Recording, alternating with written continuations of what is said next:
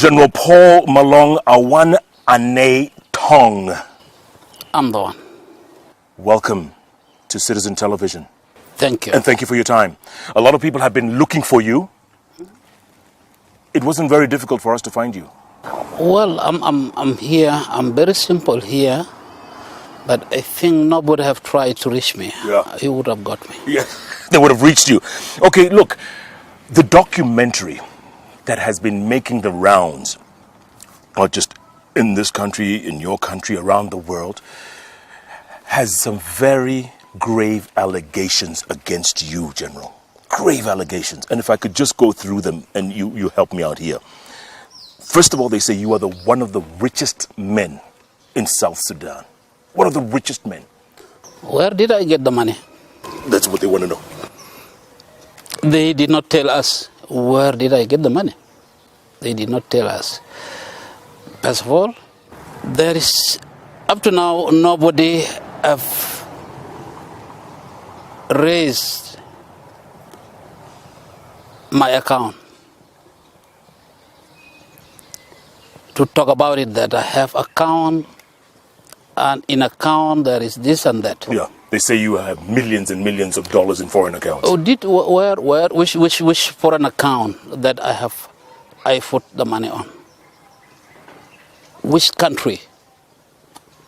And which account that they have got? Are you a rich man? I'm not a rich man. I'm just a family man, Malone. I'm taking care of myself. I'm taking care of my family. I have nothing. Okay. They said, well, you were governor of northern Bahr el Ghazal. Mm-hmm. You profited from oil revenues. They said. That's what they allege in the documentary. Exactly. This is what they have said. That northern Bahr el Ghazal is not a state oil producing state. And everybody knows. There are Kenyans who are living in that place. There are Americans who are living in that place. There are Europeans who are living in that place. And South Sudanese knows. Maybe they might have mistaken it. Okay, so how about when you were appointed Chief of General Staff under President Salva Kiir in 2013? They said you also profited being in the proximity of power. No. The Chief of Staff is not only in South Sudan, it's all over the nations. The powers of Chief of Staff are there, and everybody knows. There is a Minister of Defense, which is a planner of the army budget. And there is a Commander-in-Chief above the Chief of Staff. I'm implementer. What I use is what is given to me for a certain job that I'm going to do. So you're saying you didn't profit? I did not profit. I did not profit because, you see, if the people say that I took the tank and sold them, that might be. I took ammunition and gun and sold them. That might be, because what I get is in terms of ammunition, is in terms of equipment, not cash. Yeah. All right, General, the same documentary also alleges mass atrocities by your men, your soldiers, and they allege brutal killings, they allege rapes, burning, looting. In which time exactly? Well, they say when you were Chief of General Staff. Well, before I could to be a Chief of General Staff, there was a Chief of Staff. And when I left, when I was relieved, the new Chief of Staff was appointed. The army cannot remain without Chief of Staff. What exactly? What did I commit atrocities? In what time? If the time of when I was the Chief of Staff, I was under instruction and orders of Commander-in-Chief. I was not operating independently. So when you... And there is nothing reported. There is nothing reported. And if that one was there, I was not subject to UN. I was not subject to international community. I was subject to the president, which was the commander-in-chief. If I would have committed those atrocities, I would have been arrested and would have been questioned. Okay, let's go back to that attack that happened at J1 between the forces of Salva Kiir, the forces of Riek Machar. The critics allege that after that, because a lot of people died in that, and then Riek Machar fled, and then they were saying there were revenge attacks in the Nuer villages, revenge attacks by the Dinkas. Nuer villages, where are they? In Upper Nile or in Juba? The fight was in Juba, and there was no Nuer villages in Juba. The Nuer were just living like other people are living in the town. There was no village particular to Nuer. And I think during the J1 fight, I have really controlled the army more than ever before. You're saying there are no atrocities committed? No atrocities. I think the war finished under the Jebel Kujur, where the fighting was taking place. There are women in the same documentary who allege they were raped repeatedly by your soldiers. No. No. It did not happen. And if it was happened, I would have not been accused after I was relieved. I would have been accused to be arrested.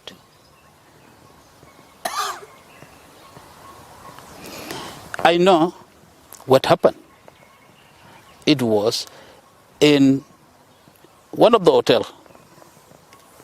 And one of the hotels, the lady that was being raped, I have said it by her mouth. The person who have raped her is a national security soldier with the national security uniform, and his name was written. And she can say it. She have said the name of that person is written. And it was not your soldiers? It was not my soldier. Why would the UN impose sanctions against you, General? You in particular, the UN has said sanctions against this man, General Paul Malone. They are missing the point. They are missing the point. The UN, suppose, if they were talking of the cause of the war is Salva and Machar. So are you saying you were just following orders? Whatever I did in the army are just orders.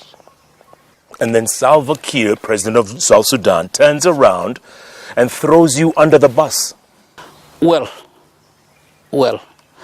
if the fire turn on you with your child, you will first remove yours, and then after that you cry, "Oh, my child, I've got burned." What do you want Salva Kiir to do if the things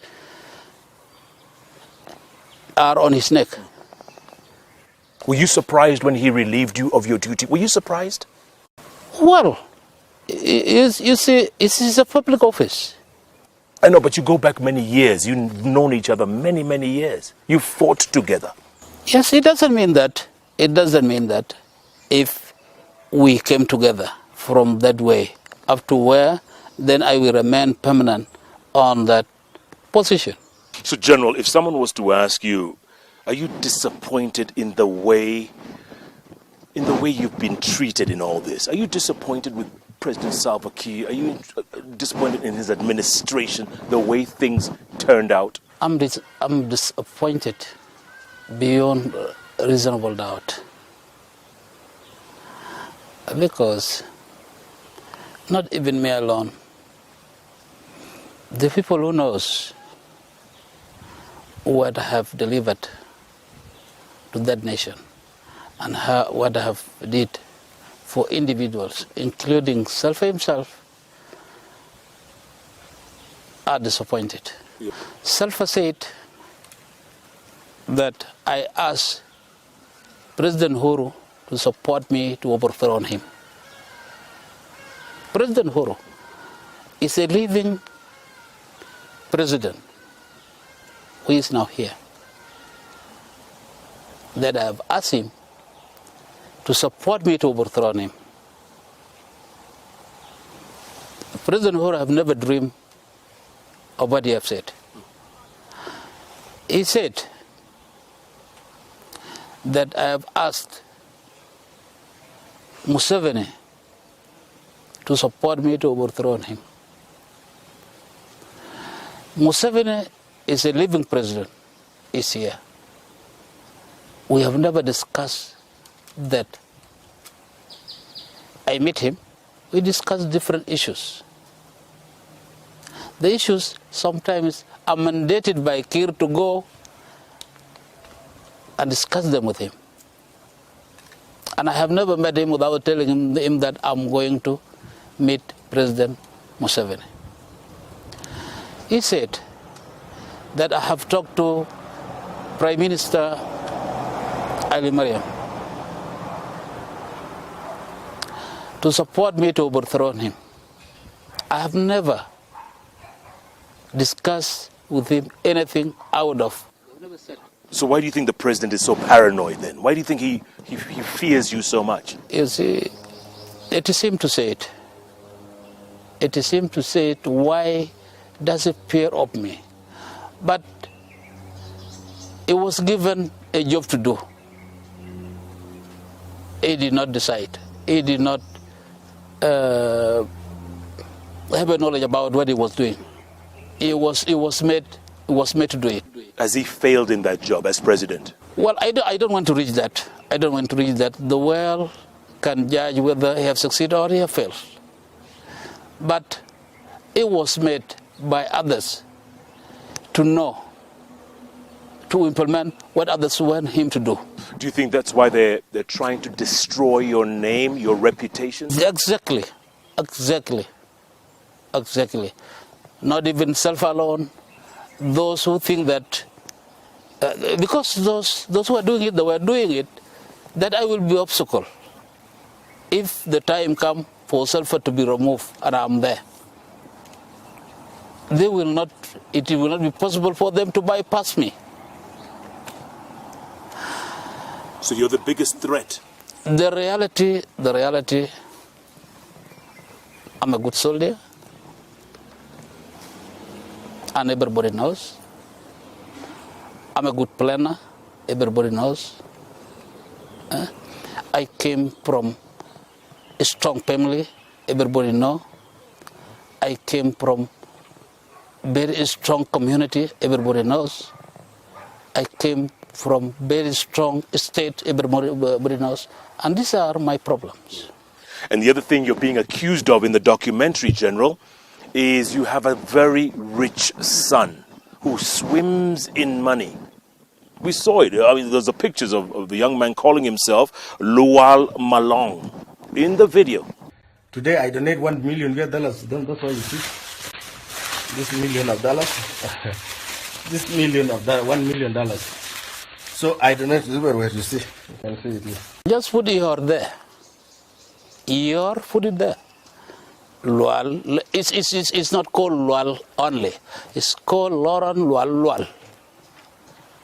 Lual. Yeah. Who happens to be here, by the way. Malong Yor. But same name, same Malong. Malong Yor. Let's ask him. He's here. This is the man in the video. Come closer, young man. There you go. Uh-huh. You're the guy. Yeah. So tell us your name. Lawrence Lual Malong Yor Jr. And like Donald Trump Jr. You know Donald Trump Jr.? Yes. Yeah. Donald Trump Jr. is Donald Trump's son. Yes. Is this your father here? No, it's not my father. I'm Lual Malong Yor Jr. For those of us who don't understand, explain to us, please. Because in the video, obviously you were swimming in money. Yeah. You're obviously a rich man in your own way. Yes. But the implication was you were the son of General Paul Malone. No, I'm not the son of General Paul Malone. I mentioned in the video, and every interview that I done with media, okay, with local media or international media. I mention my name. When you go and watch the video, I say Lawrence Lual Malong Yor Jr. My dad is Lual Malong Yor Sr. Then I became Lual Malong Yor Jr. And I mentioned in the video. Yeah. I'm not using the third name of Awan or Ranai. Right, you're just your father's son. Yes. But this is not your father. No, it's not my father. Malong is not my father. Are you related to General Malone? No, we are not. So why was it assumed that you were his son swimming in money? I don't know. But I'm not his son. Why are they his son? They are not. Okay, if people are accusing me that I'm his stepson, why is not really son? They are not swimming in the money. In our culture, in a Dinka culture, when you call someone a stepson, is abusing. Those guys who are calling me stepson of General Malone, they are abusing me. I'm not a stepson of General Malone. I'm Lawrence Lual Malong Yor Jr. And I always mention in every video, even the video that I'm swimming with money, I mention Lawrence Lual Malong Yor Jr. General, when you saw this young man swimming in the money and they assumed it was your son. He did not say he's my son. But the And I did not say he's my son. Today, I found the people who say it, Lual is my son. And these are the people I will pursue them. You're going to take action against them? Yes, Take them to court? immediately. But people in South Sudan, in Juba, do they know this is not your son? Or? It's not my son. They know this? It's not my son. Yeah, Everybody knows. Everybody knows. Yeah. Yeah, everybody knows. It's just the rest of us who don't know, assume, right? Yeah, yeah. You see, the areas are even different. His grandfather is the chief, which is Malong Yor. Everybody knows. The Kenyan know, who have gone to that area know them. Americans, they know Malong Yor, who is Malong Yor. So you think these people were just being malicious in doing this? They are doing that. You think that's why? They are malicious. They are malicious. And even I know some who were planning of this as a Southern Sudanese. I know them. As a Southern Sudanese, I know them. And those, they want me to talk of what I know about them. Otherwise, they want me to talk of what I know about them. Yeah. Lual Malong. Yor Junior. Yeah, Junior. Yeah. Yeah. But that was you swimming in the money, right? Yes, that's me. And you did that deliberately. I mean, you posted that on Facebook. I right? always post the money because, you know, I'm a very rich man. As you see, I'm wearing Jimmy shoes. How much is costing? You know it yourself. Is that It's Jimmy yeah, this Jimmy shoe. $10,000. And you know, the same Rolex you are wearing it. The same Rolex I'm wearing with the diamond, which is $100,000. So you're a wealthy man in your own way. My own way, yeah. And you've made your own money. Yes, and I mentioned in the video that I got my wealth from my Lord Jesus Christ. I never say from Malong or from whoever that people are accusing me I'm getting money from. Yeah. Yeah. When you saw yourself in the documentary with the general implicated as his son, what did you think? I always deny. I'm not his son. He's abusing. Even when you are calling me his son, you are abusing me. And I mentioned in different documentary, and I mentioned also in different interview. So I'm not a Malong son. I'm Malong Yor son. Okay? That's why I give you one example. Donald Trump Jr. Donald Trump Jr. is a son of Donald Trump Sr. Right? Yes. Yes. So I'm Lual Malong Yor Jr. because I'm a son of Lual Malong Yor Sr. Before I let you go and continue with the general, Yeah. you said you made your money through Jesus Christ? Yeah, my Lord Jesus Christ blessed me. I fly with private jet. I live in presidential suite. Where I come from now, I'm paying $2,500 a night in Serena Hotel. That's where I live. How did you make your money? I say I'm blessed. Here is it. With my number, with my room number, Nairobi Serena. I sleep in presidential suite. How did you make your money? I'm blessed. I'm blessed. How old are you? I'm 30. Well, you must be having lots of blessings, my friend. Thank you. All right, we'll let you go. This interview will continue another time. We haven't finished with you. No problem. Okay. You're welcome. Thank you so much for clearing the air, actually. What are you going to do to these people who made the documentary? I don't have a problem with those guys who make documentary because I love the media. I'm the one who attract the media. Okay?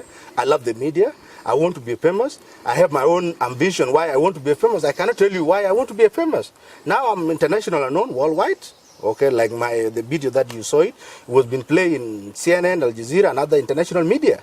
Okay. And you think that's good? Yes, it's good for me. I make it. Yeah. So you want to be famous? I already famous. That's why you met me. If I'm not famous, you could have not met me. Okay. Lual Malong Jr. Yeah. Thank you. You're welcome. General, Was this painful for you, though, to see this man portrayed as your son swimming in money? Was it painful to watch? So, You see, I did not bother myself. That is Lual, and that is his money. On the top that I know, Lual is not connected with me. He's not my son. So I have nothing to do. Those who went and join our names that we are relative and he's my son, I could not know that they will just go to make a case. If they are making a case, they will not win a case. yeah. General, what are your options now? You've been in Nairobi nearly 2 years. I'm sure you're very observant. You know what's going on in your country. You can see what's going on a day-to-day basis. What are your options? You're going to be stuck here? You're going to go back? Are you the glue that will bring South Sudan together? What are your options? Well, I've told you before that I'm in Nairobi, resting in my compound with my kid. This is what I'm doing. But for me to know what is going on in my country, it's my obligation. It's my duty to know what is going on in my country. General, 7 years after independence, 7 years. Are you disappointed in the way things turned out? I think, Mr. Koinange, I think this interview will be short if I talk of 7 years. How do you plan to salvage, to clean up your reputation after this documentary? How do you plan to do that? Because obviously it's damaged you a lot, or your reputation, your name. How do you plan to? Well, there is no other plans apart from just bringing somebody like Lual to say that it's not my son. That is one. The second is for me to pursue the case against those